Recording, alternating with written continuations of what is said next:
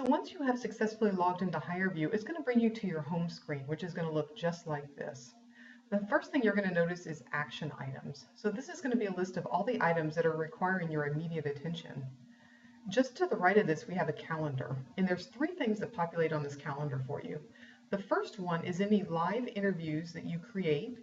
The time of those interviews will be put on your calendar.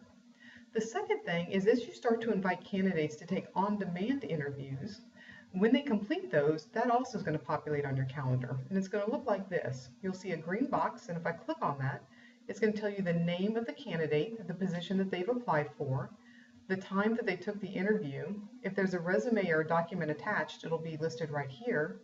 And then anytime you see a play button in HireVue, that means you can watch the interview directly from there. And the third thing that populates on your calendar is when you create a position, an on-demand video position, you have the opportunity to put an end date on it. And if you put an end date on a position, it's going to populate on the calendar and let you know that on this date, this position will be ending. Now, if we look down just a little bit, you see a section called My Open Positions. These are all the positions that you yourself have created. It's going to give you the name of the position, the type of interview it is, whether it's on demand or live, the last update to that position, the number of interviews that have been completed, the number of interviews that have been evaluated, and then you have three options under actions.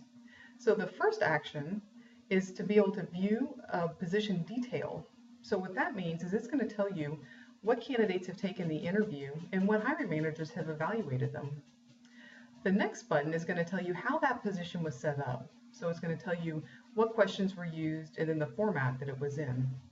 And then finally, you see this play button. So anytime, again, that you see a play button, that means you can watch those interviews. Now, lastly, on the home page is this filter box. And you're going to see one of these on every page that we go to. You can always filter by name. So if you're looking for a position that has the word test in the title, just type that word in, and whatever has that in the title will come right to the top of your list. And then the other option is a sort by option. So this is actually a drop down. So if I click on this button here, these give me all the different ways I can sort this list of positions. And obviously you're going to pick whichever way works best for your process flow.